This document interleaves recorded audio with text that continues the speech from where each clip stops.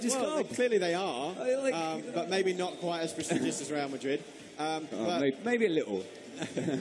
But you can go in and play, and then you can actually, depending on how you do, you can actually get some additional funds for your transfer budget.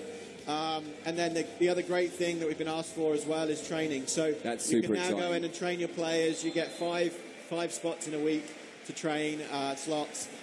You can go away and, train up different players. You can try and make your first team better, or, it's a great way to use, train up youth players as well. And this is the first time a lot of people will be seeing this game running for the first time. This is the world premiere. That we've actually shown gameplay camera, the game running. We've really changed a lot of gameplay this year, as we talked about in the press conference, innovating across the entire pitch.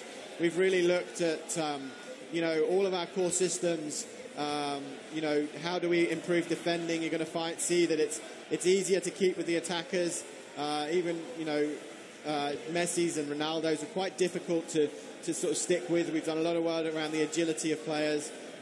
We've also done work around how the AI covers for you in defending as well. So, we'll try and point a few things out here. Maybe we'll see the passing with purpose in a second, which is just right bumper. That's a lovely ball. That's a great ball. You can see there that the two centre-backs are covering four people. Yeah. Well, they could get quite split last year, so they're covering for each other a little bit better. You see that defensive intelligence. Yeah, that's the new passing there. Especially when you've got players around you. What you're going to notice is that defensively, you see right there, players are much more aggressive at trying to win back the ball and intercept the ball, where the passing with purpose really comes sort of into play. Yeah, see Biscuits there closing down. Yeah.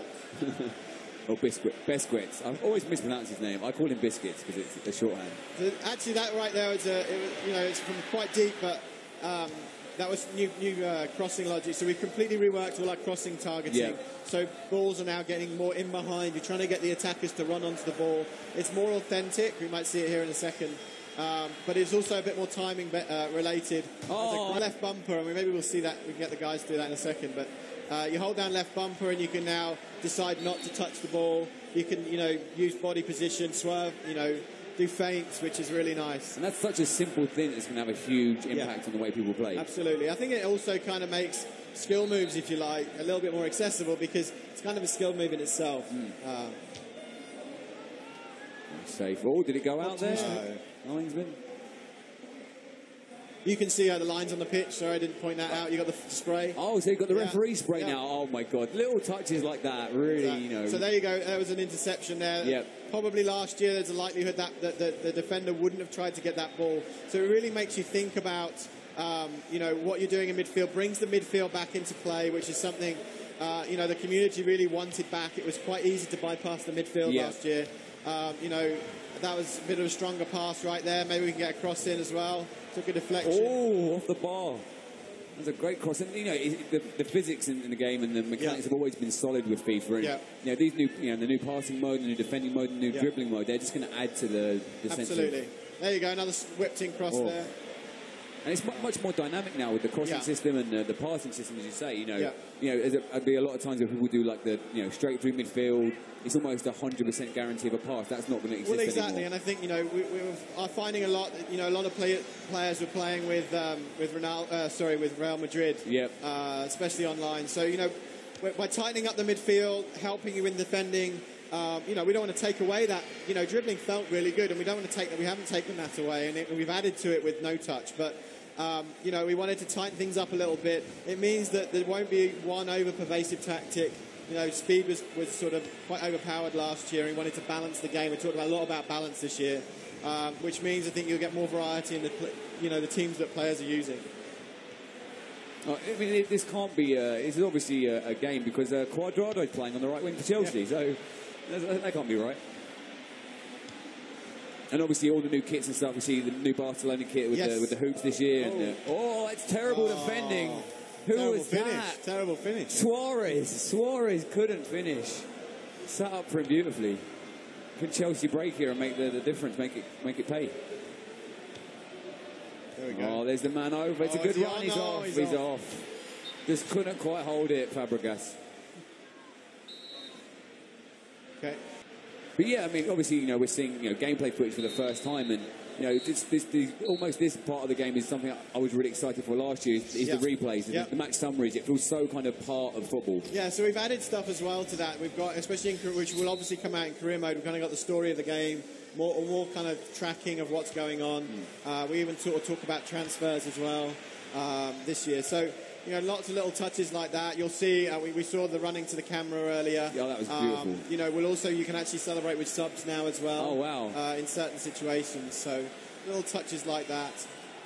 Well, you know, I was saying earlier about the career mode. I do play career mode quite a lot. And, you know, one of my favourite modes apart from career mode is the training mode. I love doing the advanced shooting drills, the advanced tackling drills, and the passing drills. And to have that implemented into career mode and feel like you're actually training your player is going to give you so much more ownership of your team.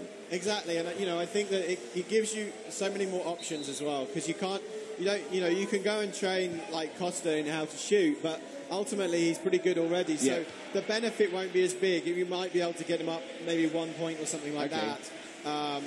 You know, but if you go with a younger player with higher potential, you can really start to grow those players a bit more quickly. So it gives you more control over that. It gives you then more options where you can then, you know, maybe take some youth players, train them up. Maybe you can sell them on. If you're, you know, a smaller club, it's another way to get funds in. But maybe you can bring them into the first team a bit more quickly. So, you know, previously it would take quite a while for those players to grow well enough to get into your first team, but now it gives you a little bit more options, a bit more flexibility to do that. And it's not just a case of sending that on loan or bringing them on for the final 10 minutes to get their stats up. You know, which is also a sort of fun thing to do as well. You know, the little no-touch there. You see the lovely shimmy. stuff. Good tackle. Lovely feet. And Costa, and there's Fabregas, and just straight at the keeper. Couldn't get out of his feet. Couldn't get it out of his feet. But, you know, like you were saying before about the career mode, also is with the training is that's going to maybe, you know, change a player, like say Joe Gomez for Liverpool, who Charlton player did signed. Would you be able to kind of use him as a raw player and, like, you know, shape him up and maybe make him a left back rather than a centre back, that kind of thing? Yeah, so there's obviously limits to it. You're not going to make John Terry the best striker in the world, but you know what you can do is build up his defensive ability, like you said. You talked about there as Gomez defending wise. You can do that. You can maybe make him a better passer as well. But, you know, the potential and the growth is also dependent on position. Oh, great save from Courtois there. One other thing we could mention, maybe you could switch it on quickly, is the trainer. So we've got training and then there's the trainer. So, you know, I know a lot of our core fans maybe think this isn't something for them, but we're only going to see the basic controls right here, but you can actually start to see much more advanced controls. So, you know, but this is a great way for some of our newer players to come in, learn the basics. But we also show you things like advanced controls, like, you know, triple tap crosses as well. You know, lob through balls, different ways to play the game. So we think this is important. It's helping new players, but also some players that are playing FIFA for a couple of years, and maybe some more advanced controls. And, you know, if there's like a really good FIFA player, you'll be able to see the way they play and what combinations of buttons they're using to play the game. Exactly. What a goal, my words. So that was actually some new logic there for the goalkeeper, just the way they step back, sort of move back towards the goal. Obviously had a few issues around goalkeeper last year, but he's actually able to track back better as well. And will the, you know, this new trainer mode, will that, like, you know, you see a lot of times you'll see the FIFA great goals where you'll see Ronaldo do a crazy backheel kind of free kick or do some crazy skill. Will that be part of that as well? In terms of telling you what he's just done? It's basically just contextual to say in this situation this is what you should do. Okay. Not what you should, but you could do. It's not like he's through. Offside. It's not like that, you know, this is the perfect thing to do. This is just some suggestions about what you might want to try. And obviously you've got all the new kits here. That's a big thing. I mean, you know, the new I mentioned before the hoops, but you know, the new Chelsea kit, the new sponsors. Absolutely. And I think, you know, I get so excited by that. Right. You know, just the new kits and the new look. Yeah. And it's, you know, there's so much. I can't wait to see the Charlton kit and see what that's like. And you know, there's so much authenticity to FIFA now. So again, that was another pass with purpose. We call it. That was the harder pass there. I had to make the pass. I don't know what Al's doing. He's just... Diego Costa was just waiting in the middle. He just needs to finish, really. Finish. The problem with Chelsea is they always try and walk it. Yeah, well, he's obviously trying that. But yeah, you can see... You can see the coverage of the players a little bit more defensively as well. You know, they were very much sticking to their man previously, whereas now they're much more likely to try and defend the space. Exactly. That's it. Yeah, that's what I always try and do. You know, when I'm playing career mode, I always sell my defender short, and you know, you've got to defend that space and wait for the ball in. and make the difference there. No one there for Chelsea. I'm playing with one contact lens at the moment. I think that's worse than the red card. Right, so there you go. 1-0. That's kind of like, you know, a complete game. You get the idea. As if you're at Gamescom, this is the build you can come and play on the show Messi's floor. new tattoo there as well. Exactly. Awesome. We've done some work on the faces as well, just improving some of the facial textures for some of the bigger players. You know, you're always going to get, you know, we try and build in the atmosphere as well. We did a lot of work of changing the way